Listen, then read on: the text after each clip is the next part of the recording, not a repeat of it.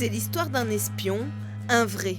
Agent à la DGSE pendant plus de 30 ans, Jean-François L'Huillier a officié dans les pays les plus dangereux du monde, notamment en Libye, de 2009 à 2012, en pleine chute du colonel Kadhafi. Aujourd'hui à la retraite, il revient pour nous sur sa vie hors du commun. La vie d'un espion, c'est ce qu'on voit au cinéma ou à la télévision, notamment dans la série de Bureau des légendes, mais par moments. Et quand on est en mission, ça ressemble à ça, à peu près. Peut-être pas James Bond, parce que c'est quand même... bon. Mais le Bureau des légendes est assez proche, en vérité, de nos missions. Mais la vie d'un espion, ce n'est pas simplement les missions, c'est aussi avant et après, la vie de famille à mener en même temps, parallèlement. Et c'est ça qui est difficile, en fait. C'est l'étanchéité qu'on doit avoir absolument entre sa vie de famille, sa vie normale de monsieur tout le monde, et sa vie d'espion quand on est avec une autre identité, donc dans un autre personnage sur le terrain, à l'étranger. Comment vous êtes arrivé à la DGSE ? Donc moi, je suis militaire.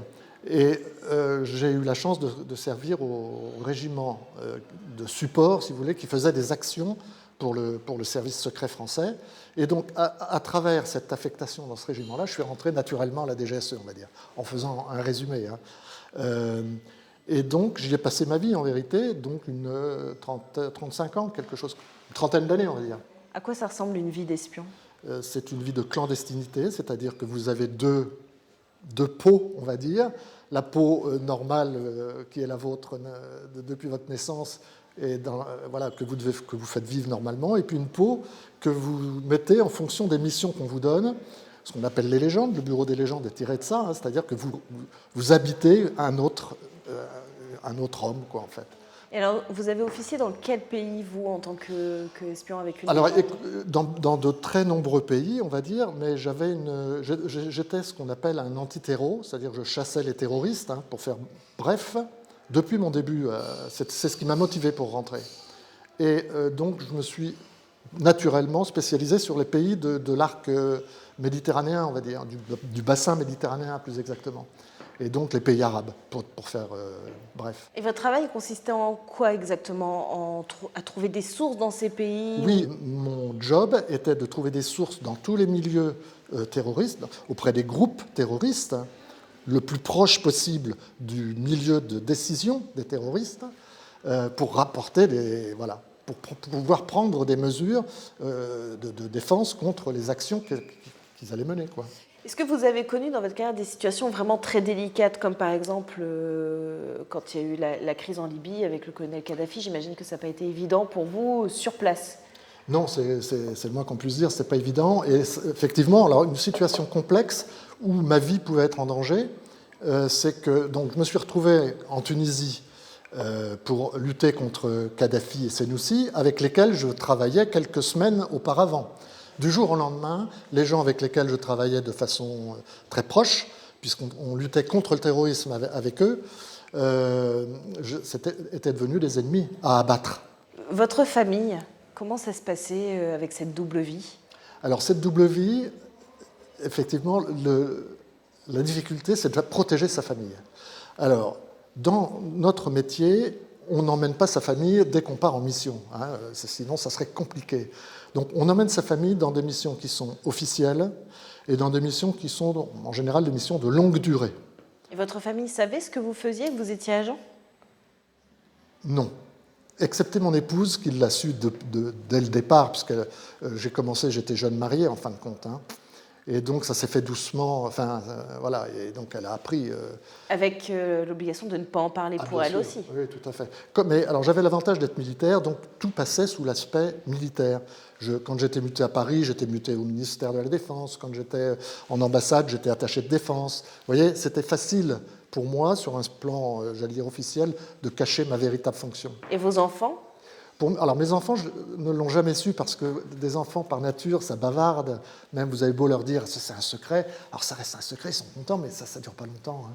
Donc non, les enfants j'étais militaire et ils ne l'ont appris que très tard. Je souris parce qu'en fait je m'interroge, ils m'ont quasiment jamais vu en tenue militaire, mes enfants, j'étais toujours en civil et pourtant ça les a jamais choqués.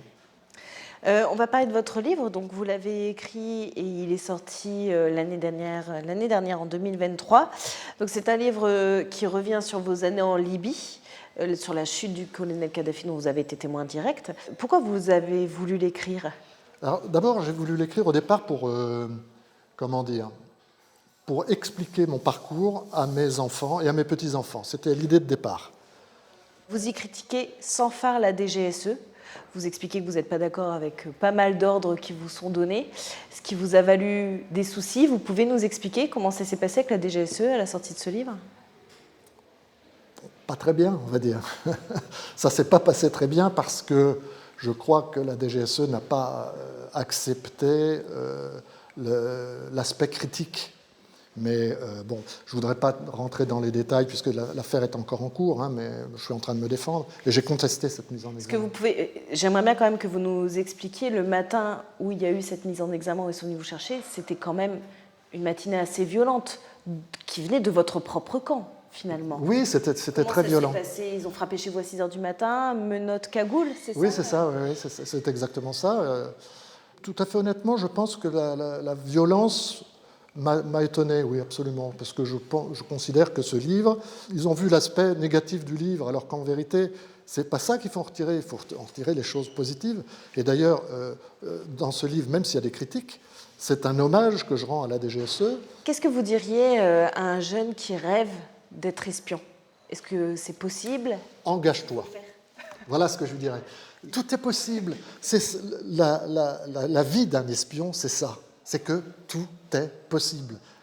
Quoi dire de mieux pour que les gens s'y engagent ? Et donc tous les cursus sont possibles. Soit vous êtes récupéré dans une université parce que vous vous spécialisez par exemple sur le nucléaire qui intéresse beaucoup les services, et donc on vient vous chercher. Mais soit vous êtes un peu généraliste, vous n'avez pas de spécialité particulière, mais vous avez le sens du contact, vous aimez les gens, etc.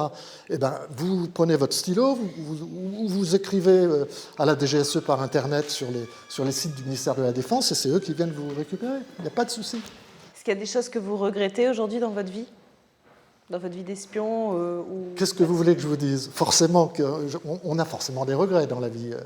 Le regret principal, c'est que ce soit terminé. Mais si c'était à refaire, je referais exactement la même chose, y compris le livre d'ailleurs.